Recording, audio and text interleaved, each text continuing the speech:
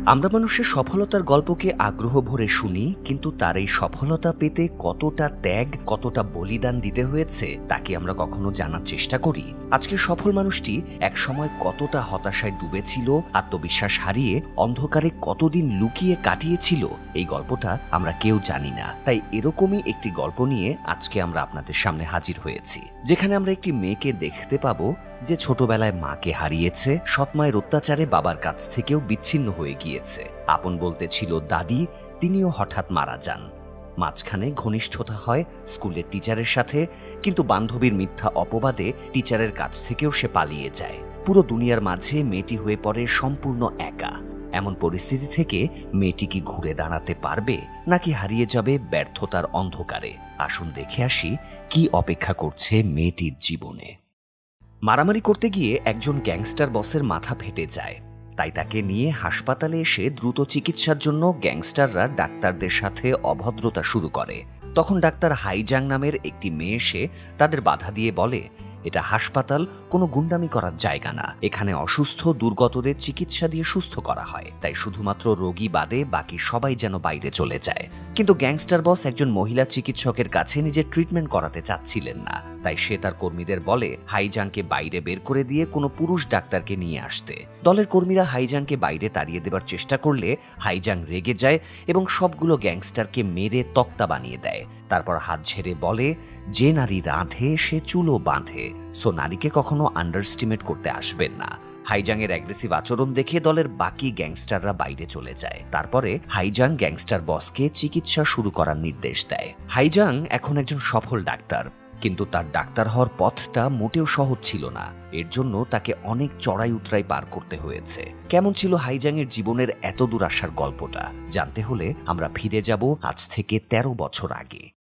হাইজাং তখন সবে কিশোরী, কিন্তু বয়সের তুলনায় সে খুবই ডানপিটে। সে বড় ছোট কাউকেই কোনো রকম গ্রাহ্যই করত না, নিজের গতিতেই চলত। একদিন স্কুলে অবাধ্যতার জন্য টিচার জাংকে শাস্তি হিসেবে নীল ডাউন হতে বলে, কিন্তু টিচারের নির্দেশ অমান্য করে সে কানে হেডফোন ঢুকিয়ে বাঁশঝাড়ের এক্সপ্লেনেশন শুনতে বসে যায়। এতে টিচার আরো রেগে যায় এবং তাকে কয়েকটা চড় থাপ্পড় দিয়ে আবারও নীল ডাউন হবার নির্দেশ দেয়। সেই সাথে এটাও বলে, যদি জাং ওনার কথা না শুনে তাহলে তাকে স্কুল থেকে রেস্টিকেটেড করে দেয়া হবে। কিন্তু জাং আবারও টিচারের নির্দেশ অমান্য করে বেরিয়ে যাচ্ছিল, তাই টিচার আবারও তাকে মারতে গেলে সে টিচারের হাত চেপে ধরে এবং বলে, যেহেতু আপনি আমাকে বহিষ্কার করছেন তাই আমি আর আপনার স্টুডেন্ট না, সো এতক্ষণ যা করছেন মুখ বুঝে সহ্য করেছি, কিন্তু এখন আর আমি চুপ করে থাকবো না। টিচারকে শাসিয়ে জাং হনহন করে বেরিয়ে আসে। বাইরে জাংয়ের বাবা দাঁড়িয়েছিল, কিন্তু সে বাবাকেও কোনো পাত্তা দেয় না। গাড়িতে ফেরার সময় বাবা তাকে বুঝিয়ে জিজ্ঞাসা করে সে জীবনে কি করতে চায়। জাং স্পষ্ট জবাব ছুড়ে দেয়, আমি জীবনকে নষ্ট করতে চাই। এটা শুনে জাংয়ের বাবাও রেগে যায় এবং তাকে কয়েকটি চড় থাপ্পড় মেরে দেয়, কিন্তু জাং এতেও স্বাভাবিক হয়ে থাকে, যেন মারের একটা আঘাতও তার গায়ে লাগেনি। বাবা তাকে জিজ্ঞাসা করে, এত মার খেয়েও কি তোর কান্না পায় না? জাং কঠিন গলায় বলে, না, আমার কান্না পায় না, কারণ আমি ভেতর থেকে মরে গিয়েছি। আসলে জাংয়ের মা মারা যাওয়ার পরে জাংয়ের বাবা আরেকজনকে বিয়ে করেছে। এটা জাং কিছুতেই মেনে নিতে পারত না, তাই সে ধীরে ধীরে এমন আচরণ করতে করতে অভ্যস্ত হয়ে গিয়েছে। জাংয়ের বাবা জাংকে তার দাদির বাড়ির সামনে নামিয়ে দেয় এবং জাংয়ের ব্যাগগুলো ছুঁড়ে ফেলে দেয়। তারপর চলে যাবার আগে নির্দেশ দেয় জাং যেন আর কখনো তার সাথে যোগাযোগ না করে। জাং বাবার চলে যাওয়ার পথের দিকে ঘৃণা ছুটতে থাকে আর কাঁদতে থাকে। তার খুব নিজের মাকে মনে পড়ছিল। চিৎকার শুনে দাদি বেরিয়ে আসে এবং জাংকে ভেতরে নিয়ে যায়। দাদি বলে, জাং এখন থেকে এখানেই থাকবে, তবে জাংকে আবারও স্কুলে ভর্তি হতে হবে। কিন্তু জাং স্কুলে যাবে না বলে ঠিক করে রেখেছিল। তবুও সকালে দাদি জাংকে নতুন স্কুলে যাবার জন্য রেডি করিয়ে দেয়। দাদি জাংয়ের সাথে স্কুলে যেতে চাইছিল, কিন্তু জাং দাদিকে থামিয়ে বলে, তোমার আর কষ্ট করে যাওয়ার দরকার নেই, তার চেয়ে বরং আমাকে স্কুল ড্রেস বানানোর টাকাটা দাও, আমি নিজেই স্কুল ড্রেস কিনে নিয়ে স্কুলে যাব। দাদি খুশি হয়ে জাংকে টাকাটা দিয়ে দেয়। কিন্তু জাং স্কুলে না গিয়ে একটা ক্যাসেটের শপে যায় আর একটা ক্যাসেট চুরি করে নেয়। এই দৃশ্যটা ম্যানেজার দেখে ফেলে আর জাংকে চুরির অপবাদ দিতে থাকে। জাং কিছুতেই স্বীকার করে না সে চুরি করেছে। ম্যানেজার তার ব্যাগের সব জিনিসপত্র ফেলে দেয়। ব্যাগে ক্যাসেট না থাকায় মহিলা গার্ড দিয়ে জাংকে তল্লাশি করানোর নির্দেশ দেয়। তখন দোকানে আসা একজন কাস্টমার এগিয়ে এসে পরিস্থিতি সামলে নেয় এবং বোঝায়, মেয়েটি যেহেতু এত কনফিডেন্সের সাথে বলছে সে চুরি করেনি, তাহলে হয়তো সে সত্যিই চুরি করেনি। সে ম্যানেজারকে সামলে নিয়ে জাংকে বাইরে যাবার সুযোগ করে দেয়। বাইরে আসতেই লোকটা জাংকে আটকে বলে, তোমাকে দেখে স্টুডেন্ট মনে হচ্ছিল, তাই তোমাকে বাঁচিয়েছি। তো এবার বলো, তুমি সত্যিই চুরি করেছো কিনা? জাং যথারীতি অস্বীকার করে। তখন লোকটা বলে, তোমার চোখ দেখেই বোঝা যাচ্ছে তুমি চুরি করেছো। লোকটা জাংয়ের ব্যাগ ধরে টানাটানি শুরু করে। তখন জাং লোকটাকে জোরে একটা কিক মারে আর লোকটা দূরে সরে যায়। এ সময় ব্যাগ উল্টে চুরি করা ক্যাসেটটাও পড়ে যায়। জাং খুবই বিব্রত বোধ করে। লোকটা জাংকে বলে, এখনই শপের ম্যানেজারের কাছে গিয়ে ক্ষমা চাইবে, না হলে তোমাকে আমি পুলিশে ধরিয়ে দেব। জাং বেকায়দায় পড়ে যায়, এখন সে কি করবে? কিন্তু তখনই স্কুল বাস চলে আসায় জাং সেই সুযোগে বাসে উঠে পালিয়ে যায়। এরপর জাং স্কুল ড্রেস কেনার বদলে একটা নতুন ঝকঝকে ড্রেস কেনে এবং একটা নাইট ক্লাবে চলে যায়। নাইট ক্লাবে একটা ছেলে তাকে পটানোর চেষ্টা করলে সে ছেলেটাকে পাত্তা না দিয়ে ড্যান্স ফ্লোরে চলে যায়। সেখানে তার একদল মেয়ের সাথে ঝামেলা বেঁধে যায় এবং মারামারি শুরু করে। কিছুক্ষণের মধ্যেই পুলিশ চলে আসে। তখন সেই ছেলেটা জাংকে নিয়ে পালিয়ে আসে এবং জাংকে তার দাদির বাড়ির সামনে নামিয়ে দেয়। বাড়ির সামনে নেমে জাং দেখে সকালে তাকে ক্যাসেট শপ থেকে বাঁচানো সেই লোকটা তার দাদির কাছে দাঁড়িয়ে আছে। দাদি জাংকে লোকটার সাথে পরিচয় করিয়ে দিয়ে বলে, ওনার নাম মিস্টার হং, উনি আমাদের পাশের বাড়িতেই থাকেন, আর উনি তোমার স্কুলের নতুন টিচার। এটা শুনে জাং বিব্রত বোধ করে, কারণ সকালে সে ওনাকে আঘাত করেছিল। যাই হোক, ভেতরে যাওয়ার পরে দাদি জাংকে জিজ্ঞাসা করে সে নতুন ড্রেস কোথায় পেল।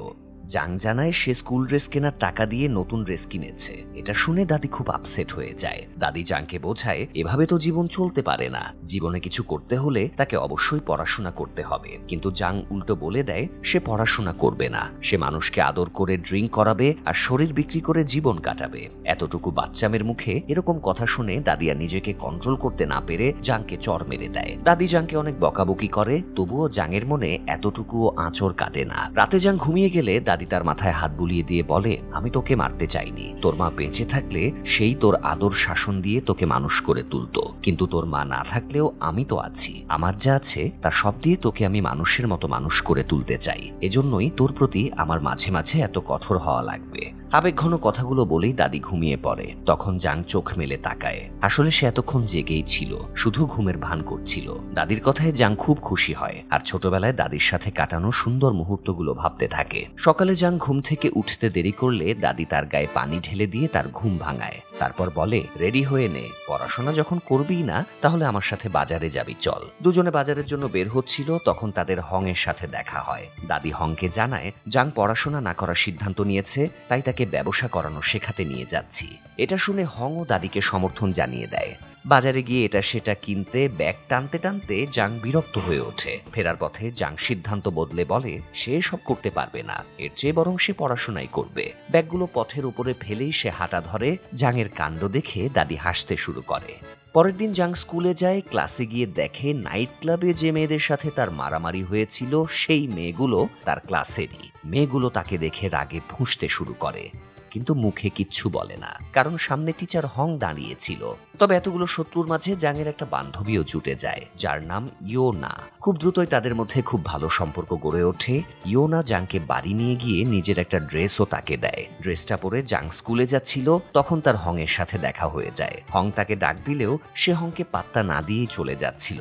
তখন রাস্তায় একটা দুর্ঘটনা ঘটে যায়। একজন প্রেগনেন্ট মহিলা হঠাৎ রাস্তার মাঝে সেন্সলেস হয়ে পড়ে। জাং আর হং দুজনেই মহিলার কাছে দৌড়ে যায়। মহিলার কন্ডিশন দেখে হং তার বাবাকে ফোন দেয়, যিনি একটা হাসপাতালের প্রেসিডেন্ট। হং ওনাকে পেশেন্টের কন্ডিশন জানিয়ে জিজ্ঞাসা করে তার এখন কি করা উচিত। ডাক্তার হংকে প্রাথমিক চিকিৎসা হিসেবে কি কি করতে হবে জানিয়ে দেয়। হং সেই অনুযায়ী চিকিৎসা দেয় এবং জাংকে নির্দেশ দেয় এমার্জেন্সি হেল্পলাইনে ফোন দিয়ে অ্যাম্বুলেন্স ডাকতে।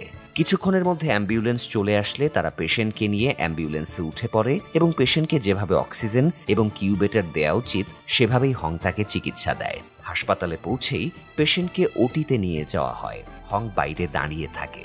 হাসপাতালে এসে হংয়ের অতীতের কথা মনে পড়ে যায়। আসলে হং নিজেও একজন ডাক্তার ছিল। সে ইন্টার্ন করার সময় তার একটা সামান্য ভুলের জন্য একজন পেশেন্ট অপারেশন টেবিলেই মারা যায়। তারপর থেকে হং ডাক্তারি প্র্যাকটিস ছেড়ে দেয় এবং একজন স্কুল টিচার হিসেবে জীবন কাটানো শুরু করে। যাই হোক, পেশেন্টের অপারেশন সাকসেসফুল হলে হং জাংকে নিয়ে বাড়ি ফিরে আসে। আজকের ঘটনার পর জাংয়ের হংয়ের ব্যাপারে পুরো ধারণাটাই পাল্টে যায়। হংকে তার বেশ ভালো লেগে যায়। জাং বাড়ি ফেরে প্রসন্ন মন নিয়ে। হাসপাতালে পেশেন্ট মহিলার স্বামী এবং সন্তান তাকে ধন্যবাদ জানিয়েছিল মহিলাকে সাহায্য করার জন্য। এই ব্যাপারটা ভেবে জাংয়ের মন আনন্দে ভরে উঠেছিল। আজকের ঘটনার পর জাং নিজের জীবনকে অন্যভাবে ভাবতে শুরু করে। সকাল হতেই জাং সেই ক্যাসেট শপে চলে যায় যেখান থেকে সে ক্যাসেট চুরি করেছিল। সে ম্যানেজারকে ক্যাসেটের দামটা দিতে গেলে ম্যানেজার জানায় ক্যাসেটের দাম অলরেডি মিস্টার হং পরিশোধ করে দিয়ে গেছে। এটা শুনে জাং দৌড়ে হংয়ের বাড়িতে যায়। সে ভেতরে ঢুকে দেখে হংয়ের মেঝে বইপত্রে ছড়িয়ে ছিটিয়ে।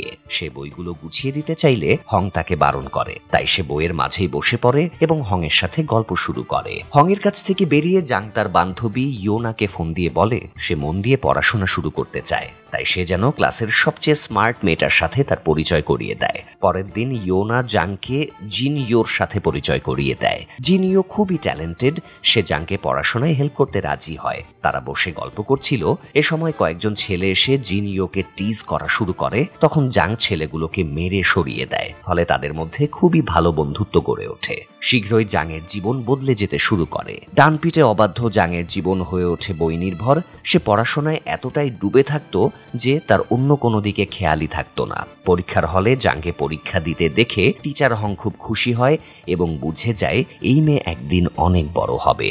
কয়েকদিন পরে পরীক্ষার রেজাল্ট দেয়া হয়। অবিশ্বাস্যভাবে জাং পরীক্ষায় ফার্স্ট হয়। এতে জাং এবং টিচার হং দুজনই খুশি হয়, কিন্তু জিন ইয়ো খুব আপসেট হয়, কারণ বারবার সে ফার্স্ট হয়ে এসেছে, অথচ জাংয়ের মতো স্টুডেন্টের কাছে সেকেন্ড হওয়াটা সে মেনেই নিতে পারছিল না। তার উপর আবার জাং টিচার হং এর খুব ক্লোজ হয়ে গিয়েছিল, দুজনে একসাথে বেশ ভালো সময় কাটাতো। এসব দেখে জিন ইয়ো আর সহ্য করতে পারছিল না, তাই সে একটা অদ্ভুত কাণ্ড করে ফেলে। সে টিচার হং আর জাংকে নিয়ে ব্লগে একটা প্রেম কাহিনী লিখে ফেলে। সে তাদের বিভিন্ন সময় তোলা ফটো পোস্টে যুক্ত করে দেয়। এতে টিচার হং এর উপর স্কুল ম্যানেজমেন্টের প্রেশার আসতে থাকে। এমন পরিস্থিতি হয় যে তাকে হয়তো সাসপেন্ড করা হবে। জাংকেও ক্লাসের সবাই অন্যভাবে দেখা শুরু করে। এই ঝামেলা থেকে মুক্তি পেতে রাতে ইয়োনা আর জাং একটা বিল্ডিং এর স্টোর রুমে জিন ইয়োর সাথে দেখা করতে যায়। জিন ইয়োকে জাং অনুরোধ করে এসব বন্ধ করতে, কিন্তু জিন ইয়ো উল্টো জাংকে আক্রমণ করে বসে, তাই দুজনের মধ্যে মারামারি লেগে যায়। এরই মধ্যে আবার অসাবধানতা বশত স্টোর রুমে আগুন লেগে যায়। এতে জিন ইয়ো আহত হয় এবং অজ্ঞান হয়ে যায়। যদিও জাং কিছুটা চোট পায়, কিন্তু কেউ সেদিকে খেয়াল করে না। যাই হোক, অ্যাম্বুলেন্স এসে জিন ইয়োকে হাসপাতালে নিয়ে যায়, আর পুলিশ এসে জাং এবং ইয়োনাকে ধরে নিয়ে যায়।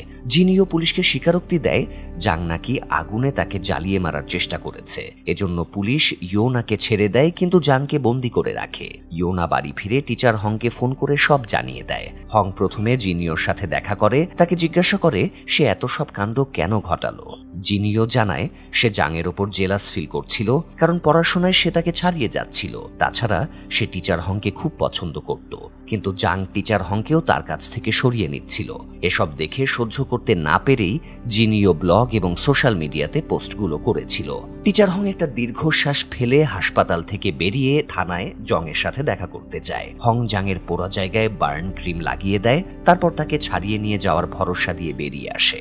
হংয়ের পরে জাংয়ের দাদিও তার সাথে দেখা করতে যায়। দাদি প্রথমবার জাংকে জানান তিনি একজন ক্যান্সারের পেশেন্ট, কখন বাঁচবে মরবে ঠিক নেই। তিনি শুধু এটুকুই চান জাংয়ের ভবিষ্যৎটা উজ্জ্বল হোক। কিন্তু জাং এভাবে একের পর এক সমস্যায় জড়িয়ে পড়লে ওনার স্বপ্ন কখনোই সত্যি হবে না। দাদি জাংকে কথা দেন তিনি তাকে ছাড়িয়ে নিয়ে যাবার ব্যবস্থা করবে। এদিকে ইয়োনার খুব অনুতপ্ত ফিল হচ্ছিল, তাই সে সোজা পুলিশের কাছে গিয়ে জানায় আগুন লাগার ব্যাপারে জাংয়ের কোনো দোষ নেই। জাং আর জিন তো মারামারিতেই ব্যস্ত ছিল। সেই সময়ে অসাবধানতা বশত ইয়োনার কাছ থেকেই আগুন লেগে যায়। পুলিশ অফিসার ইয়োনাকে সাবধান করে দিয়ে বলে তার এই স্বীকারোক্তির কারণে তার 5 বছরের সাজাও হতে পারে। তবুও ইয়োনা জাংকে বাঁচাতে নিজের ঘাড়ে দোষ তুলে নেয়, যার ফলে জাংকে ছেড়ে দেয়া হয়। জাং বেরিয়ে হাসপাতালের সামনে আসলে তার জিনের সাথে দেখা হয়ে যায়। জাং জিনকে বলে তুমি তো ভালো করেই জানো আমি তোমাকে আগুনের হাত থেকে বাঁচিয়েছি, তবুও তুমি মিথ্যা সাক্ষী কেন দিলে? জিন বলে সে জাংয়ের ওপরে প্রতিশোধ নিতেই এমনটা করেছে। জাং জিনের সামনে হাঁটু গেড়ে বসে অনুরোধ করে সে যেন সত্যিটা স্বীকার করে, এতে ইয়োনা শাস্তি পাওয়ার হাত থেকে বেঁচে যাবে। কিন্তু জিন তার কথাকে পাত্তা না দিয়ে হেঁটে চলে যায়। জাং আপসেট হয়ে বাড়ি ফিরে আসে। সকালে দাদি ঘুম ভেঙে জাংকে দেখে চমকে জিজ্ঞাসা করে তুই কিভাবে ছাড়া পেলি? জাং হেসে বলে ম্যাজিক করে বেরিয়ে এসেছি। জাং ছাড়া পাওয়ার আনন্দে দাদি নাস্তা বানাতে শুরু করে। জাং দাদিকে বলে রেডি হয়ে নিতে, কারণ আজ সে দাদিকে সার্জারির জন্য অ্যাডমিট করাবে। এদিকে টিচার হং শেষবারের মতো ক্লাসে গিয়ে সকল স্টুডেন্টের কাছ থেকে বিদায় নিয়ে নেয়, কারণ সে স্কুল থেকে রিজাইন করছে। তবে ক্লাসে জাং উপস্থিত ছিল না। সে দাদিকে নিয়ে হাসপাতালে গিয়েছিল। আজ দাদির অপারেশন হবে। অপারেশন থিয়েটারে দাদির অপারেশন চলছিল, আর বাইরে জাং চিন্তিত হয়ে অপেক্ষা করছিল। অনেকক্ষণ পরে ডাক্তার বেরিয়ে জাংকে জানায় তার দাদি অপারেশন টেবিলেই মারা গিয়েছে। এটা শুনে জাংয়ের মাথায় আকাশ ভেঙে পড়ে। পুরো দুনিয়ায় শুধু এই একজন মানুষই তাকে ভালোবাসতো, অথচ তিনিও তাকে ছেড়ে চলে গেল। ব্যাপারটা জাং কিছুতেই মেনে নিতে পারছিল না।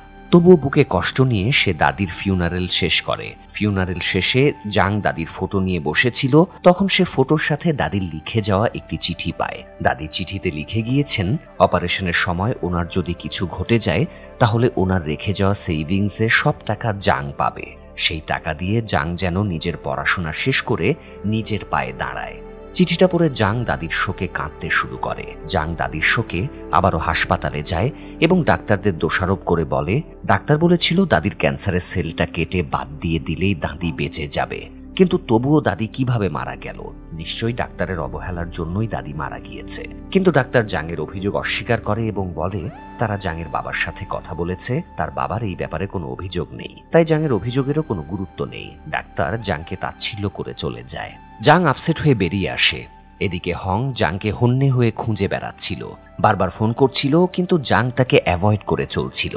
এক পর্যায়ে খুঁজতে খুঁজতে হং জাংকে পেয়ে যায় এবং জিজ্ঞাসা করে সে তাকে অ্যাভয়েড কেন করছে। জাং জানায় সে হংয়ের সাথে আর যোগাযোগ রাখতে চায় না, আজই তাদের জীবনের শেষ দেখা। এটা বলে জাং হংয়ের সাথে খারাপ ব্যবহার করে একজন বাইকারের বাইকে উঠে হংয়ের সামনে দিয়ে চলে যায়। এরপর কেটে যায় 13টি বছর, আর এই 13 বছরের স্ট্রাগলের ফলেই জাং আজ ডাক্তার জাং হয়ে উঠেছে। সে এখন গোকিল হাসপাতালে নতুন জয়েন করেছে, আর জংনিং এর প্রথম দিনেই গ্যাংস্টারের সাথে তার কি কাণ্ড ঘটল তা তো গল্পের শুরুতেই আপনারা দেখেছেন। যাই হোক, এদিকে সেই বদমেয়েটা মানে জিনিও এখন ডাক্তার। জাং যে হাসপাতালে সার্জন হিসেবে জয়েন করেছে সেই হাসপাতালেরই সার্জারি ডিপার্টমেন্টের হেড ইয়োনডোর সাথে তার চুটিয়ে প্রেম চলছে।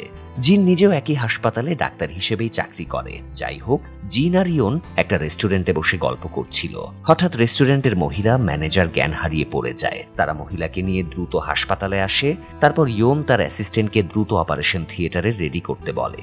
কিন্তু অপারেশন থিয়েটারে তো জাং এখন সেই মাফিয়া বসের অপারেশন করছিল। অ্যাসিস্ট্যান্টের কাছে কথাটা শুনে ইয়োন বেশ রেগে যায়, কারণ সে সার্জারি বিভাগের হেড, অথচ তাকে না জানিয়ে কিভাবে মেয়েটা সার্জারি করছে। ইয়োন অ্যাসিস্ট্যান্টকে নির্দেশ দেয় অপারেশন শেষ হলেই যেন জাং তার সাথে দেখা করে। জাং সফলভাবে অপারেশন শেষ করে বের হয়। এরপর সে ইয়োনের সাথে দেখা করে। ইয়োন প্রথমে জাংয়ের উপরে রাগ করলেও কাজের প্রতি ডেডিকেশন দেখে সে জাংকে ক্ষমা করে দেয়। ইয়োনের সাথে কথা শেষ করে জাং বের হতে যাবে, এ সময় তার জিনের সাথে দেখা হয়ে যায়। জিন তো জাংকে দেখে এমন একটা রিয়্যাক্ট করে যেন সে কোনো ভূত দেখছে। জিন তুতলিয়ে বলে, তুমি ডাক্তার হলে কিভাবে? জাং হেসে বলে, মনে হচ্ছে আমি ডাক্তার হয়ে তুমি খুব কষ্ট পাচ্ছ। বাঁকা হাসি দিয়ে জাং চলে যাচ্ছিল, তখন জিন আবারও তাকে পেছন থেকে ডাকে। জিন জাংকে জিজ্ঞাসা করে, এখানে তুমি কি উদ্দেশ্যে এসেছো? মিস্টার হং সামনের সপ্তাহে এই হাসপাতালে জয়েন করছে, এটা শুনেই কি তুমি এখন এসেছো, তাই না?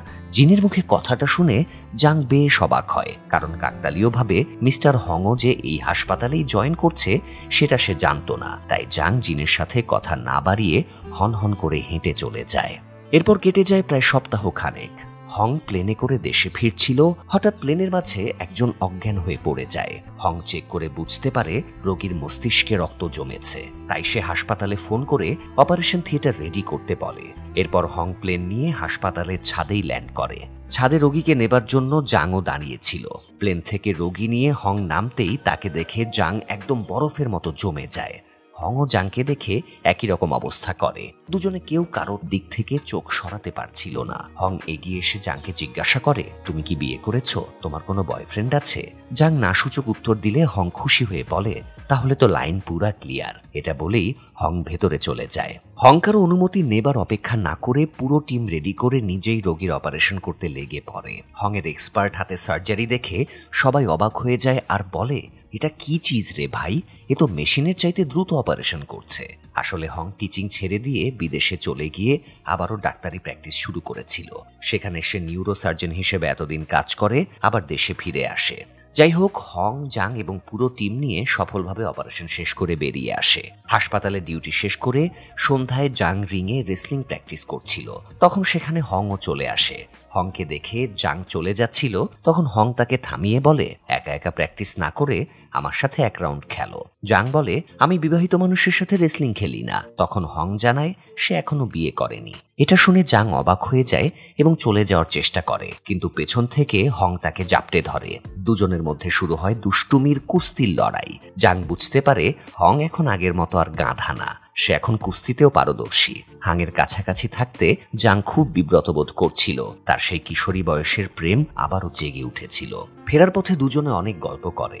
হং বলে, আমি জানতাম তুমি একদিন অনেক বড় কিছু করবে, কিন্তু তাই বলে যে ডাক্তার হয়ে যাবে এতটা ভাবিনি। জাং হংয়ের কথায় হেসে ফেলে। বাড়ির কাছাকাছি এসে জাং হংয়ের কাছে বিদায় নিয়ে চলে যায়। পরের দিন হাসপাতালে জাং হংয়ের সাথে কথা বলছিল, তখন সে একজন সন্দেহজনক লোককে কেবিনের দিকে যেতে দেখতে পায়। তাই জং কথা শেষ না করেই দ্রুত সেখান থেকে চলে যায়। জাং সোজা মাফিয়া বসের কেবিনে ঢুকে পড়ে। মাফিয়া বস ঠিক আছে দেখে জাং কিছুটা নিশ্চিন্ত হয়। তারপরে মাফিয়া বসকে শুইয়ে দিয়ে সে ঔষধ আনতে যায়, আর এই সুযোগেই সেই সন্দেহজনক লোকটা কেবিনে ঢুকে পড়ে। তারপর সে মাফিয়া বসের হাত পা মুখ সব বেঁধে দেয়, কারণ মাফিয়া বস তার ভাইকে মেরে ফেলেছে আর সে এখন এই ঘটনার প্রতিশোধ নেবে। লোকটা মাফিয়া বসকে ছুরি দিয়ে মারতে যাচ্ছিল, তখন জাং ঔষধ নিয়ে এসে পড়ে। সে মাফিয়া বসকে বাঁধা অবস্থায় দেখে হকচকিয়ে যায়। তখনই পেছন থেকে আততায়ীটা তাকে অ্যাটাক করে। এরপর সে জাংকেও বন্দি করে নেয় এবং জানায় সেই শয়তানটার উপরে প্রতিশোধ নিতে চায়। জাং তাকে বোঝায় সে যদি তাকে মেরে ফেলে তাহলে সে নিজেও বাঁচতে পারবে না, হয় তাকে পুলিশ ধরে নিয়ে যাবে, না হয় গ্যাংয়ের লোকজন তার জীবনটাকে নরক বানিয়ে দেবে। তাই বেটার হয় সে যদি মাফিয়া বসকে ক্ষমা করে দেয়। তার যা ক্ষতি হয়েছে তা তো পূরণ করা সম্ভব না, কিন্তু নতুন কোনো ক্ষতি হওয়া থেকে অন্তত সে বেঁচে যাবে। আততায়ীটা জাংয়ের কথার প্যাঁচে পড়ে ছুরিটা তাকে দিয়ে দিতে যাবে, এমন সময় ইয়ন সেখানে চলে আসে। ইয়নকে দেখে আততায়ীটা আবারও অ্যাগ্রেসিভ হয়ে পড়ে। এদিকে মাফিয়া বসও নিজের হাতের বাঁধন খুলে নিচে পড়ে যায়। জাং তাকে নিয়ে ব্যস্ত হয়ে পড়ে। আততায়ী তাদের উপর অ্যাটাক করতে গেলে ইয়ন তার পা চেপে ধরে। তবু ইয়নকে ছাড়িয়ে আততায়ী তাদের উপরে ঝাঁপিয়ে পড়ে। তখনই আবার বিপদ আঁচ করতে পেরে হংও সেখানে চলে আসে। হং এসে দেখে জাংয়ের ওপর আততায়ীটা পড়ে আছে আর মেঝেটা রক্তে ভেসে আছে। হং ভেবেছিল হয়তো জাং আহত হয়েছে, কিন্তু দেখা যায় ছুরিতে সেই আততায়ীটাই আহত হয়েছে। জাং দ্রুত এমার্জেন্সি সাইরেন বাজিয়ে গার্ডদের ডেকে মাফিয়া বস আর আততায়ী দুজনকেই আইসিইউতে নিয়ে যাওয়ার নির্দেশ দেয়। পরিস্থিতি স্বাভাবিক হলে জাংকে জড়িয়ে ধরে। হংয়ের এরকম কাণ্ডে জাং বেশ হকচকিয়ে যায়। সে নিজের হাতের মুঠো শক্ত করে কাঠ হয়ে দাঁড়িয়ে থাকে। হং চলে গেলেও জাং বুঝতে পারে না হংয়ের মনে আসলে কি চলছে।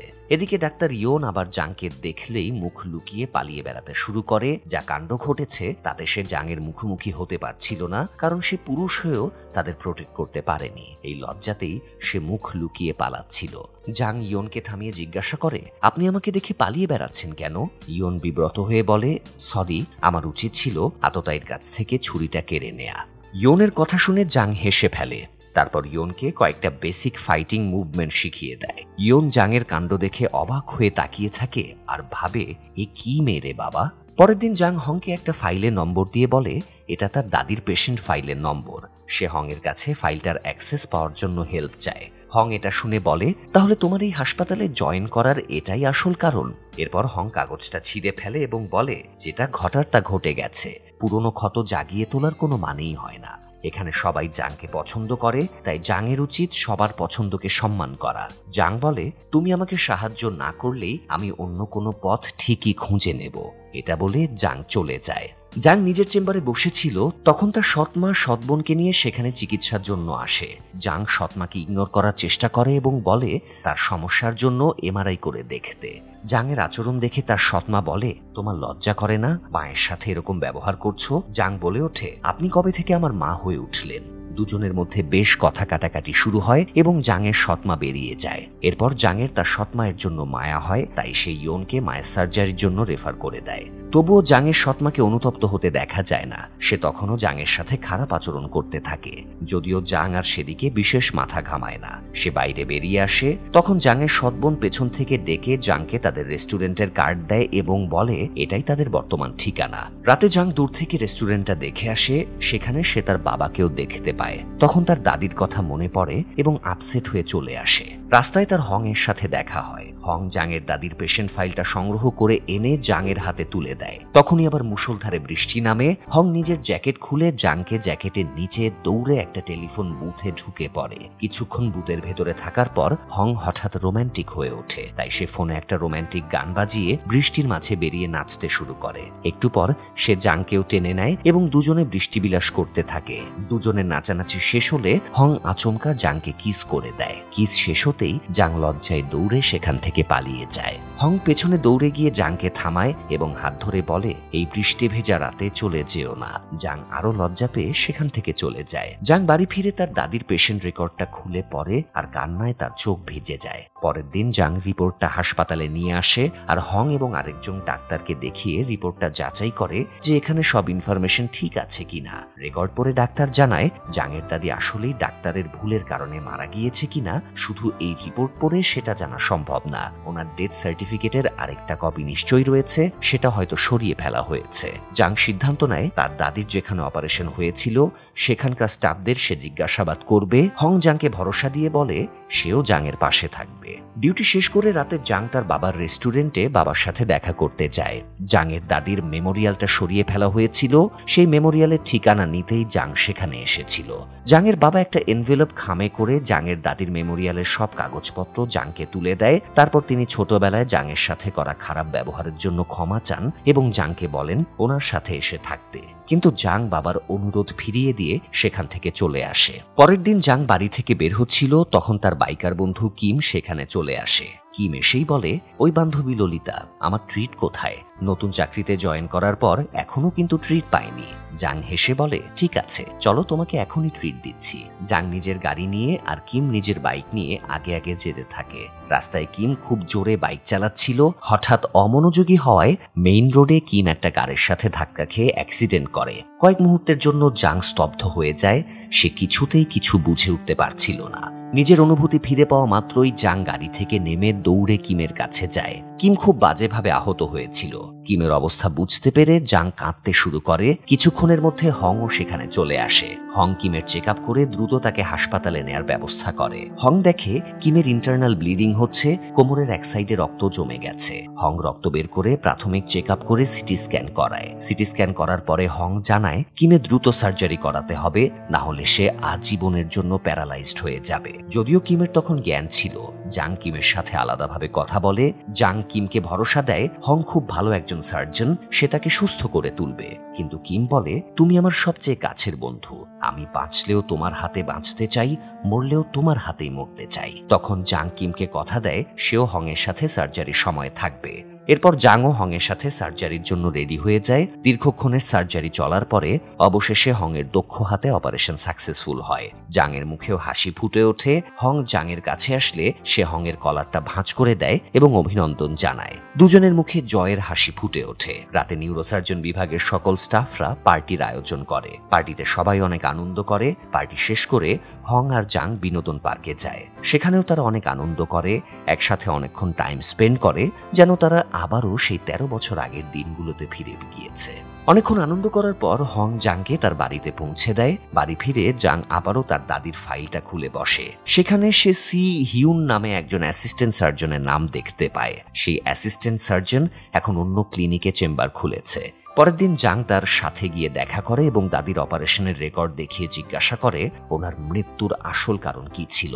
রেকর্ডটা দেখা মাত্রই ডাক্তার সি হিউনের মুখটা শুকিয়ে যায়। ডাক্তার সি হুইন আমতা আমতা করে ব্যাপারটা এড়িয়ে যাবার চেষ্টা করে এবং বলে এটা অনেক বছর আগের ঘটনা, তাই তার কিছুই মনে নেই। জাং বুঝতে পারে ডাক্তার সি হিউন তার কাছ থেকে কিছু লুকাতে চাইছে, তাই সে সি হিউনকে নিজের ফোন নম্বরটা দিয়ে বলে তার যদি কিছু মনে পড়ে তাহলে যেন এই নম্বরে ফোন দিয়ে জানায়। ডাক্তার সি হুইনের চেম্বার থেকে ফিরে জাং হং এর সাথে দেখা করে। হং জাংকে তার বাবার সাথে দেখা করায়। সেখানে তারা বেশ ভালো সময় কাটাচ্ছিল। তখন হাসপাতাল থেকে ডাক্তার কিম তাই হোক হংকে ফোন দিয়ে জানায় ইনকাম ট্যাক্স হাসপাতাল রেইড করেছে এবং কনফিডেন্সিয়াল কাগজপত্র নিয়ে গেছে। তারা হাসপাতালের শেয়ারের গরমিল খুঁজে পেয়েছে। হং এর বাবা মিস্টার হং ডুসিক হাসপাতালের প্রেসিডেন্ট, তাই ওনার নামে অ্যারেস্ট ওয়ারেন্ট জারি হতে পারে। এটা শুনে হং ফোনটা কেটে দেয়, কিন্তু তখনই বাবাকে কিছু জানায় না। ব্যাপারটা সে চাপা দিয়ে রাখে। হং জাংকে স্বাভাবিকভাবে বিদায় জানায়। জাং চলে গেলে হং বাবার সাথে হাসপাতালের ব্যাপারে কথা বলে। হংয়ের বাবা জানান তিনি সারা জীবন হাসপাতাল আর রোগীর সেবা করেই কাটিয়ে দিয়েছেন, কিন্তু এই শেষ বয়সে এসে কোনো অপবাদ তিনি মেনে নিতে পারবেন না। তিনি বোর্ড মিটিং ডেকে হাসপাতালের প্রেসিডেন্ট পদ থেকে রিজাইন করার সিদ্ধান্ত নেন। যদিও হং এবং তার বাবা দুজনই বুঝতে পারে এই হাসপাতালেরই কেউ ষড়যন্ত্রে জড়িয়ে রয়েছে, কিন্তু কে সেটা তা না জানা পর্যন্ত তো কোনো পদক্ষেপ নেওয়া সম্ভব না। হং বাবাকে কথা দেয় সে ষড়যন্ত্রকারীকে নিশ্চয়ই খুঁজে বের করবে। এদিকে ডাক্তার সি হিউন রেকর্ডসের কাগজটা নিয়ে সোজা গুকিল হাসপাতালে চলে আসে এবং সেন্ট্রাল প্রেসিডেন্ট জিন হুনের সাথে দেখা করে। তারপর তাকে জানিয়ে দেয় জাং 13 বছর আগে সেই ঘটনা নিয়ে এখন ঘাটাঘাটি করছে। জিন হুন কিছুটা চিন্তিত হয়ে পড়ে, কারণ সেদিনের জাংয়ের দাদির অপারেশনটা সেই করেছিল। কিন্তু তখনই তার বাবা জিন জং এসে জানায় হংয়ের বাবা রিটায়ারমেন্ট ঘোষণা করতে চলেছে। এটা শুনে জিন হন আনন্দের সাথে কনফারেন্স রুমে চলে যায়। যাই হোক, হংয়ের বাবা নিজের রিটায়ারমেন্ট ঘোষণা করে হংকে নিয়ে চলে যাচ্ছিল।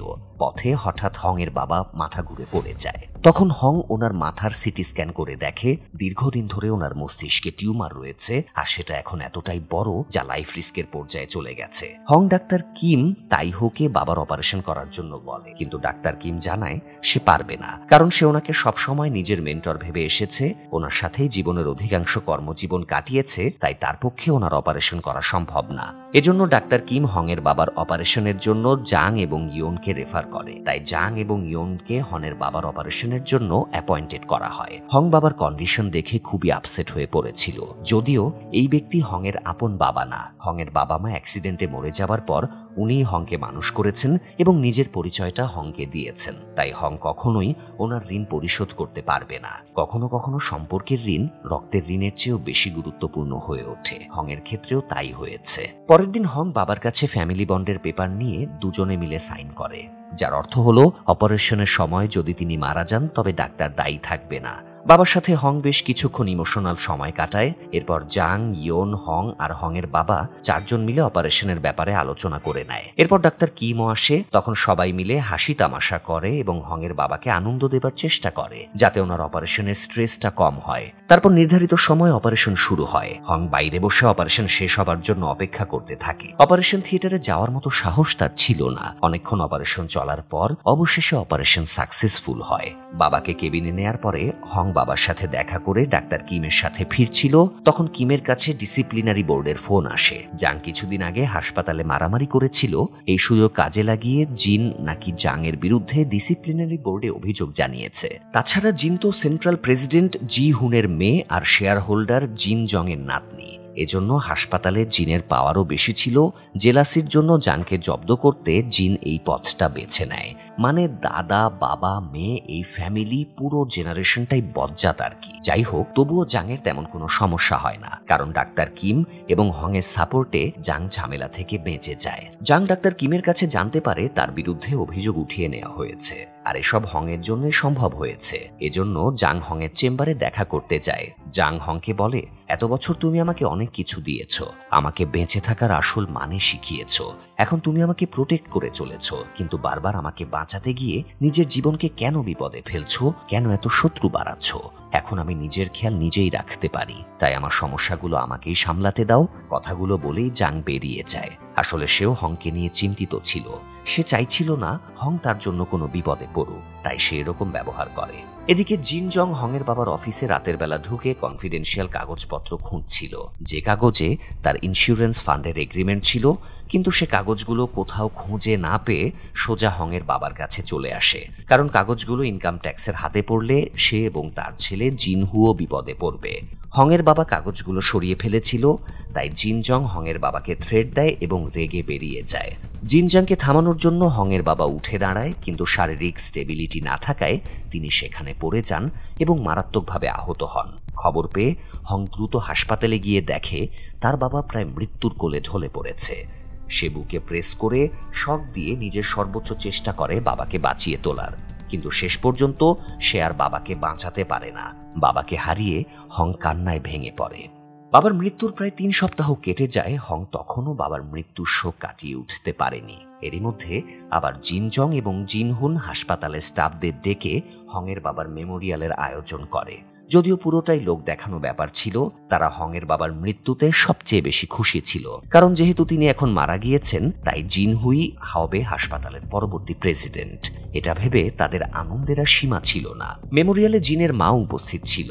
জিনের মা প্রোগ্রাম শেষ করে ডাক্তার ইয়নের সাথে দেখা করতে যায়, কারণ ইদানিং জিন আর ইয়নের রিলেশন ভালো যাচ্ছিল না। জিনের মা ইয়নকে বোঝায়, আমার মেয়ের মতো নম্র, ভদ্র, সংসারী, ধার্মিক মেয়ে তুমি পুরো দুনিয়া খুঁজে আর একটাও পাবে না। এরকম একটা মেয়েকে ধরে রাখতে পারলে না, তুমি কেমন পুরুষ মানুষ গো। জিনের মায়ের কথা শুনে ইয়ন মনে মনে বলে, হ্যাঁ তাই তো, আপনার মেয়ে এতটাই ভদ্র যে সে যেই সংসারে যাবে সেই সংসারে আগুনের অভাব হবে না। যদিও মুখে ইয়ন বলে সে সব ঠিক করে নেবে। এটা শুনে জিনের মা খুশিতে বেরিয়ে যায়। এদিকে ডাক্তার সি হিউন আবারও জিনহুনের কাছে আসে এবং বলে, জাংয়ের দাদির কেসটা কমপ্লিকেটেড হয়ে পড়েছে। এখন হংও তাকে সেদিনের ঘটনার ব্যাপারে জিজ্ঞাসাবাদ শুরু করে দিয়েছে। এভাবে চলতে থাকলে একদিন তাদের মুখোশ খুলে পড়ে যাবে। সি হিউনের কথা শুনে জিনহুন ভাবে এবার তার হংয়ের সাথে সরাসরি কথা বলা উচিত। তাই সে হাসপাতালে গিয়ে হংয়ের সাথে দেখা করে এবং জিজ্ঞাসা করে জাংয়ের দাদি তার কে হয়, তার ব্যাপারটা নিয়ে হাংয়ের এত মাথা ব্যথা কেন। হং জানায় জাংয়ের দাদি তার প্রতিবেশী ছিল, তাই তার মৃত্যুর রহস্যটা সেও জানতে চায়। হং আবারও জিনহুনকে জিজ্ঞাসা করে সেদিন জাংয়ের দাদি কিভাবে মারা গিয়েছিল। জিনহুন হেসে বলে, মাঝে মধ্যে তো আমি এটা ভুলেই যাই যে আমি বিবাহিত আর আমার একটা বউ আছে, তো 13 বছর আগের ঘটনা আমার কিভাবে মনে থাকবে। জিনহুনের কথা শুনে হং বুঝতে পারে জিনহুন কিছু একটা করতে চাইছে, তাই সে আর কথা না বাড়িয়ে চলে আসে। সন্ধ্যায় ডিউটি শেষ করে জাং হং এর বাড়িতে তার সাথে দেখা করতে যায়, কারণ সেদিনের কঠিন কঠিন কথা শোনানোর পর তার আর হং এর সাথে তেমন কোনো কথাই হয়নি। জাং বাইরে থেকে হং এর সাথে দেখা করে চলে যাচ্ছিল, তখন হং তার হাত চেপে ধরে এবং তাকে বাড়ির ভেতরে নিয়ে যায়। হং জানায় সে জাংকে মিস করছে।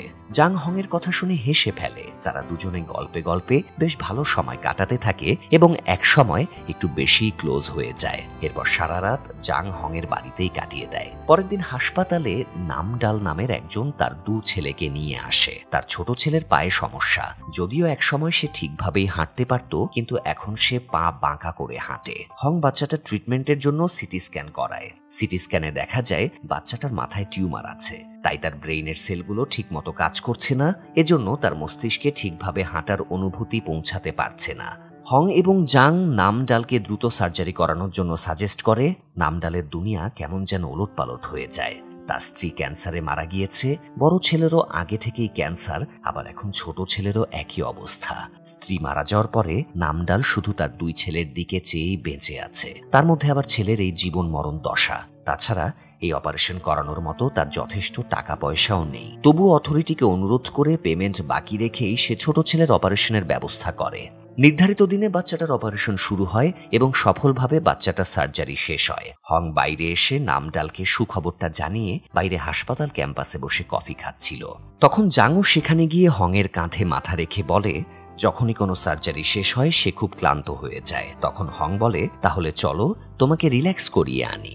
হং জাংকে নিয়ে বাজার করতে যায়। বাজার করে নিয়ে এসে হং নিজের হাতে খাবার রান্না করে জাংকে খাওয়ায়। জাং খাবার খেয়ে বলে, তোমার ডাক্তার না হয়ে রাঁধুনি হওয়াই বেটার ছিল। একজন ডাক্তার এত সুন্দর রান্না কিভাবে করতে পারে। হং কিছু বলে না, শুধু জাংয়ের দিকে অপলক তাকিয়ে থাকে। নামডালের ছোট ছেলের অবস্থা বেশ উন্নতির দিকে যাচ্ছিল। তখন সে বড় ছেলের চিকিৎসা শুরু করে। ক্যান্সারের জন্য তাকেও রেডিওথেরাপি দেয়া হয়। কিন্তু এদিকে আবার হাসপাতাল অথরিটি চিকিৎসার ফিস পরিশোধ করার জন্য নামডালকে চাপ দিতে শুরু করে। নামডাল বেকায়দায় পড়ে যায়, সে এখন কি করবে।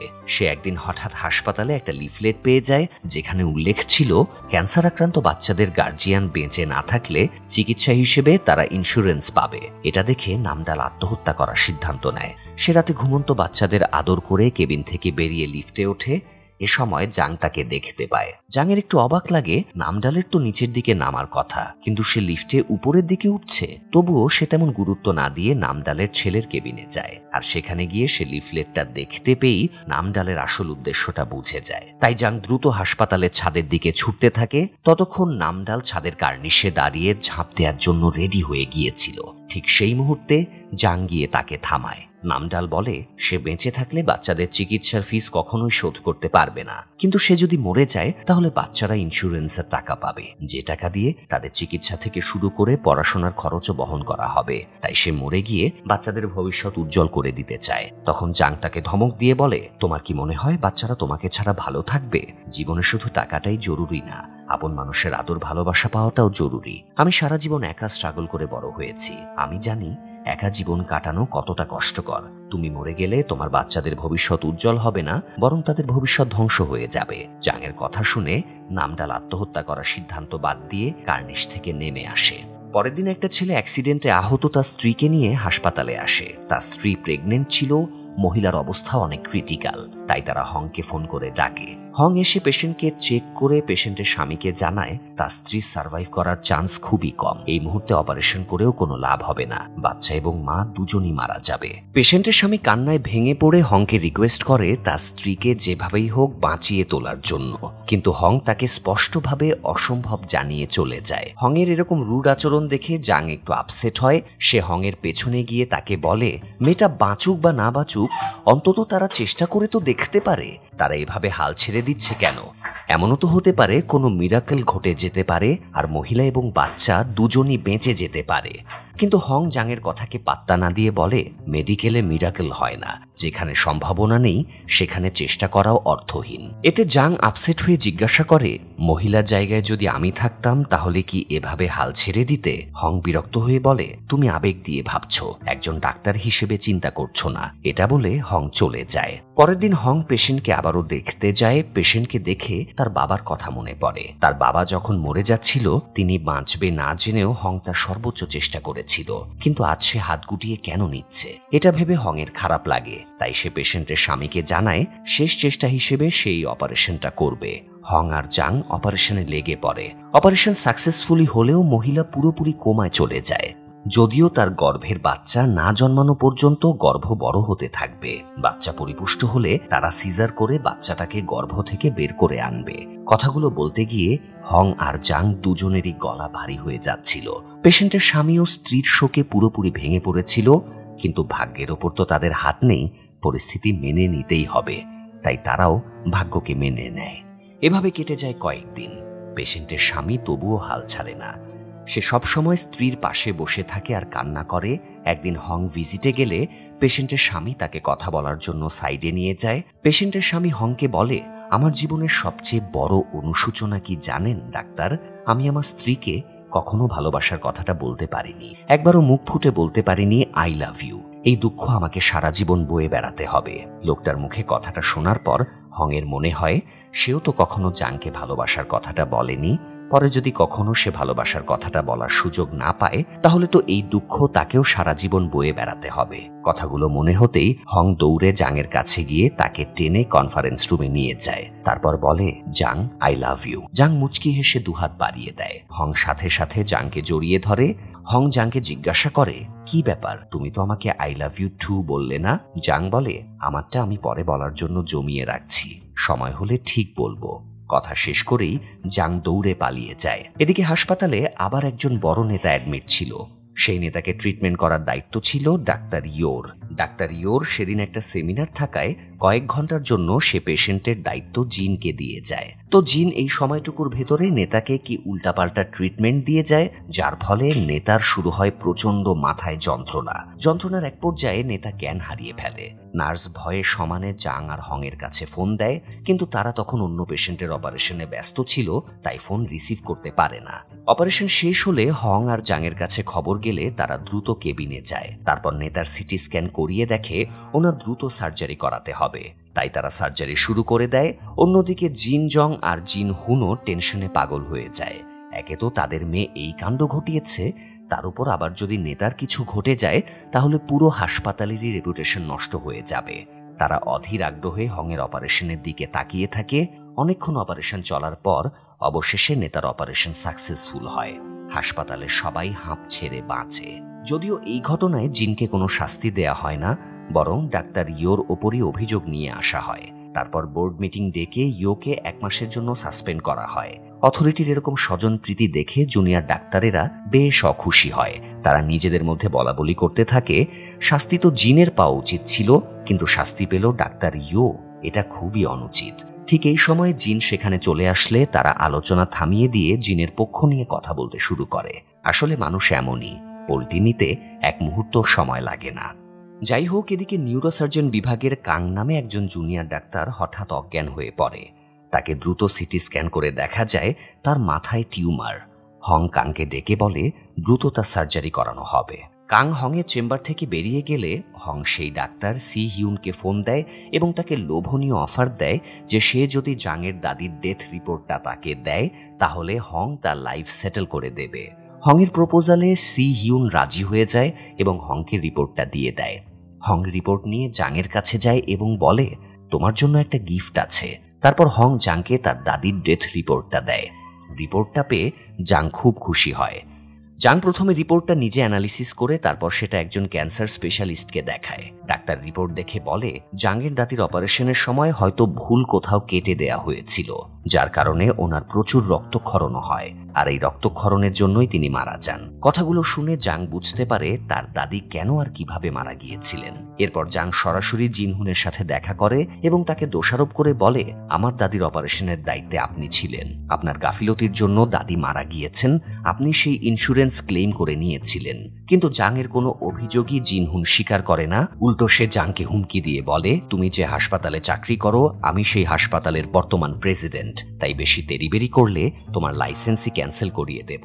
জাং আর কথা না বাড়িয়ে রাগে গজগজ করতে বেরিয়ে আসে। তারপর জাং হংয়ের সাহায্যে একজন লয়ারের সাথে দেখা করে এবং তাকে কাগজটা দেখিয়ে বলে সে জিনহুনের নামে কেস করতে চায়। কিন্তু লয়ার কাগজ দেখে বলে এটা 13 বছরের পুরনো কেস।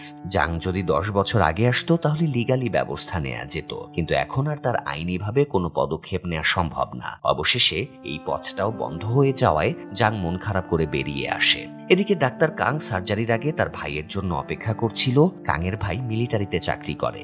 কাংয়ের ভাই আসলে সে ভাইয়ের সাথে কথাবার্তা শেষ করে অপারেশন থিয়েটারে যায়। হং নিজের সর্বোচ্চ চেষ্টা করে কয়েক ঘন্টা ধৈর্য ধরে অপারেশন করে এবং কাংয়ের টিউমারগুলো বের করতে সক্ষম হয়। অপারেশন শেষ করে হং জাংকে ফোন দিয়ে সুখবরটা জানায়, কিন্তু জাং খুব আপসেট ছিল দাদির ব্যাপারটা নিয়ে। তাই হং জাংয়ের সাথে দেখা করে তাকে সান্ত্বনা দেয়। বাড়ি ফিরে ফ্রাস্ট্রেশনে জাং দাদির রিপোর্টটা ছিঁড়ে ফেলে। তারপর সে বোকার মতো একটা ভুল কাজ করে ফেলে। সে জিনহুনের সাথে দেখা করে এবং তাকে মেরে ফেলার হুমকি দেয়, আর সেই সব হুমকিগুলো জিনহুন পকেটে রাখা গোপন ক্যামেরাতে রেকর্ড করে। কিন্তু জাং এসবের কিছুই বুঝতে পারে না। সে হুমকি দিয়েই বেরিয়ে যায়, আর জিনহুন ভিলেনের মতো করে মুচকি মুচকি হাসতে থাকে। এরপর জিনহুন হংকে ডাকে এবং রেকর্ডটা শুনিয়ে বলে তোমরা যদি আমার পেছনে লাগা বন্ধ না করো তাহলে আমি এটা পুলিশকে দিয়ে দেব, আর একজন সিনিয়র ডাক্তারকে হুমকি দেওয়ার অপরাধে জেল জরিমানার সাথে ডাক্তারি লাইসেন্সটাও চলে যাবে, তাই সময় থাকতে শুধরে যাও। জাং জিনহুনের কথাগুলো হজম করে জাংয়ের সাথে দেখা করতে যায়, কিন্তু জাংকে সে রেকর্ডিং এর ব্যাপারে কিছুই বলে না। জাংয়ের মুড অফ ছিল, তাই হং তার সাথে গল্প করে তার মন ভালো করার চেষ্টা করে। এভাবে কেটে যায় কয়েক মাস। একদিন জিন হঠাৎ জাংকে জিজ্ঞাসা করে বাবার তোমার মাঝে কি নিয়ে সমস্যা চলছে। জাং কিছুই বলে না। ব্যাপারটা সে এড়িয়ে যাবার চেষ্টা করে। তখন জিন তাকে জিজ্ঞাসা করে তুমি কি আমাকে ঘৃণা করো?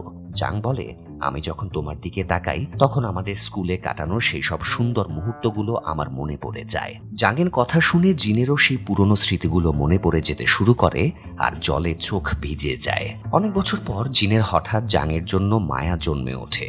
তাই সে জাং এবং তার বাবার মাঝে কি ঝামেলা চলছে সেটা জানার জন্য অস্থির হয়ে ওঠে। এজন্য সে জাংয়ের বান্ধবী সুনহির কাছে যায় এবং সুনহির কাছে জাংয়ের দাদির মৃত্যুর ব্যাপারে জানতে পারে। সে এটাও জানতে পারে তার বাবার জন্য জাংয়ের দাদিকে মরতে হয়েছে। এটা শুনে জিনের প্রচন্ড খারাপ লাগে আর দ্রুত উঠে চলে যায়। সে ঘটনার সত্যতা যাচাইয়ের জন্য জাংয়ের সাথেও কথা বলে এবং বুঝতে পারে তার বাবাই আসল দোষী। তাই জিন সিদ্ধান্ত নেয় যেভাবেই হোক সে জাংকে হেল্প করবে। তাই সে বাবার ঘরে চুপি চুপি ঢুকে বাবার ড্রয়ার থেকে সেই রেকর্ডারটা চুরি করে নেয়, যেটাতে জাংয়ের হুমকি রেকর্ড করা আছে। এরই মধ্যে আবার দুর্নীতি দমন কমিশন জিন জংয়ের বিরুদ্ধে ঘুষ আর ইন্স্যুরেন্স জালিয়াতির প্রমাণ পেয়ে যায়। তাই ইনস্ট্যান্ট প্রসিকিউশন অফিসারেরা এসে জিন জংকে গ্রেফতার করে নিয়ে যায়। জিনহুন অনেক চেষ্টা করে বাবাকে ছাড়িয়ে নেবার, কিন্তু কোনো কাজ হয় না। সে বুঝতে পারে তার বাবাকে ধরিয়ে দেবার পেছনে হংয়ের হাত আছে। তাই সে হংকে ব্ল্যাকমেইল করার জন্য জাংয়ের হুমকি দেয়া রেকর্ডটা খুঁজতে শুরু করে, কিন্তু কোথাও খুঁজে পায় না। তখন জিন এসে জানায় সে রেকর্ডারটা চুরি করে ধ্বংস করে ফেলেছে। মেয়ের কথা যেন জিনহুন বিশ্বাসই করতে পারছিল না। জিন বাবাকে জাংয়ের দাদির মৃত্যুর জন্য দোষারোপ করে চলে যায়। সেই রাতেই জিন জাংয়ের সাথে দেখা করে এবং তাকে রেকর্ডারটা দিয়ে দেয়। তারপর জিন জাংয়ের সামনে হাঁটু গেড়ে বসে তার কাছে ক্ষমা চায়। জাংও তাকে ক্ষমা করে দেয়। এদিকে জিনহুন বাবাকে ছাড়ানোর আর কোনো উপায় না পেয়ে হংয়ের কাছে সাহায্য চায়। হং বলে জিন জংকে ছাড়ানোর ব্যবস্থা করবে, কিন্তু তার জন্য জিনহুনকে হাসপাতালের প্রেসিডেন্ট পদ ছাড়তে হবে। বাধ্য হয়ে জিনহুন হংয়ের কথা মেনে নেয় এবং তার বাবাও ছাড়া পেয়ে যায়। রাতে পরিবারের সাথে ডিনার করার সময় জিনহুন খেয়াল করে সে হাত দিয়ে চামচ ধরতে পারছে না। তার অনেকদিন ধরেই এই সমস্যাটা হচ্ছিল। তাই সে হাসপাতালে গিয়ে চেক আপ করে এবং রিপোর্টে জানা যায় তার মেরুদণ্ডে অনেকগুলো টিউমার হয়েছে, যা নার্ভ সিস্টেমকে কাবু করে দিচ্ছে। জিনহুনের রিপোর্টটা দেখে জিন খুব আপসেট হয়ে কেঁদে ফেলে, কারণ টিউমারগুলো সিরিয়াস পজিশনে রয়েছে, যেটা সার্জারি করা খুবই কঠিন। শীঘ্রই জিনহুনকে হাসপাতালে ভর্তি করানো হয়। তার চিকিৎসার ভার এসে পড়ে হং আর জাংয়ের ওপর, কারণ এই হাসপাতালে এদের চেয়ে দক্ষ আর কোনো সার্জন ছিল না। তবে জিনহুন জাংয়ের ওপর পুরোপুরি বিশ্বাস করতে পারছে না। তাই জাং জিনহুনের সাথে দেখা করে এবং বলে সে তার সার্জারিতে হংকে অ্যাসিস্ট করছে, এতে তার কোনো সমস্যা আছে কিনা। জিনহুন বিরস মুখে বলে, তুমি একজন ভালো ডাক্তার, তোমার উপর আমার ভরসা আছে। তখন জাং বলে, আমার দাদিও সার্জারির আগে ঠিক একই কথা বলেছিল যে ওনার ডাক্তারের ওপর ভরসা আছে, ডাক্তার ওনাকে বাঁচিয়ে তুলবে। তবু আপনি ওনাকে মেরে ফেলেছিলেন, কিন্তু আমি সেটা করব না। আপনার সাথে আমার যতই ব্যক্তিগত ঝামেলা থাকুক না কেন, এই মুহূর্তে আপনি আমার পেশেন্ট, আর আমি আপনাকে পেশেন্ট হিসেবেই ট্রিট করব। কথাগুলো বলে জাং বেরিয়ে যায়। জিনহুন কৃতকর্মের লজ্জায় মাথা নামিয়ে বসে থাকে। নির্ধারিত সময় অপারেশন শুরু হয়। এত ক্রিটিক্যাল সার্জারি তারা এর আগে করেনি। একটু 19-20 হলেই পেশেন্ট আজীবনের জন্য প্যারালাইজড হয়ে যাবে। তবু অনেক টেনশন এবং উত্তেজনার মধ্য দিয়ে অপারেশন সাকসেসফুল হয়। অপারেশন শেষ করে হং আর জাং হাত ধরাধরি করে হেঁটে ওটি থেকে বেরিয়ে যায়। রাতে এই উপলক্ষে তারা সুনহির রেস্টুরেন্টে পার্টি দেয়, কিন্তু হঠাৎই তাদের কাছে ফোন আসে সেই প্রেগনেন্ট মহিলা যে এতদিন কোমায় ছিল, তার বাচ্চা ডেলিভারির পেইন উঠেছে। সবাই দৌড়ে হাসপাতালে যায় এবং দেখে মহিলার ফুটফুটে একটা বাচ্চা হয়েছে। সবাই বাচ্চাটাকে দেখে পাগল হয়ে যাচ্ছিল। এটা অনেকটা মেডিকেল মিরাকেলের মতোই। এরই মধ্যে আবার শোনা যায় পেশেন্টের হার্টবিট ড্রপ করেছে। হং, জাং এবং মহিলার স্বামী দ্রুত মহিলার কাছে ছুটে যায়, কিন্তু তাদের আর কিছুই করার থাকে না। সন্তানকে দুনিয়ার আলো দেখিয়ে মহিলা তখনই পরলোক গমন করেন। কেটে যায় আরো কিছুদিন। পরিস্থিতি স্বাভাবিক হয়ে ওঠে। সবাই ভুলে যায় পুরনো রোগী, পুরনো আবেগগুলোকে। এরই মধ্যে আবার ডাক্তার কিম হাসপাতালের নতুন প্রেসিডেন্ট হিসেবে নিযুক্ত হয়। অন্যদিকে জিনহুনও স্বাভাবিকভাবে রিকভার করতে শুরু করে। সব ঠিকঠাক হয়ে যাওয়ার পরে হং আর জাং একটা লম্বা ছুটি নেয় এবং দুজন ভ্যাকেশনে বেরিয়ে পড়ে। হং ফুলে ফুলে চারিদিকে সাজিয়ে তোলে, তারপর নিজের হাতটা জাংকে দেখায়। হাংয়ের আঙুলে দুটো আংটি ছিল। জাং একটা আংটি খুলে নিজের আঙুলে পরে নেয়, তারপর তার জমিয়ে রাখা কথাটা বলে দেয়, আই লাভ ইউ। হং আনন্দে জাংকে কোলে তুলে নিয়ে নাচতে শুরু করে। আর এই সুন্দর দৃশ্যর মধ্য দিয়েই ড্রামাটির পরিসমাপ্তি হয়। দর্শক, আপনাদের রিকোয়েস্টে এই ড্রামাটি এক্সপ্লেন করেছি। ড্রামাটি আপনাদের কেমন লেগেছে তা জানাতে একদমই ভুলবেন না। আর এছাড়াও আপনাদের পছন্দের অন্য কোনো ড্রামা আপনাদের লিস্টে থাকলে অবশ্যই কমেন্ট বক্সে জানিয়ে দেবেন। যদি আগে কেউ ড্রামাটির এক্সপ্লেন না করে থাকে, তাহলে বাঁশঝাড় সেটির এক্সপ্লেনেশন নিয়ে অবশ্যই আপনাদের সামনে আসবে। তাই সর্বদা বাঁশঝাড়ের সাথেই থাকুন। ধন্যবাদ, ভালো থাকবেন।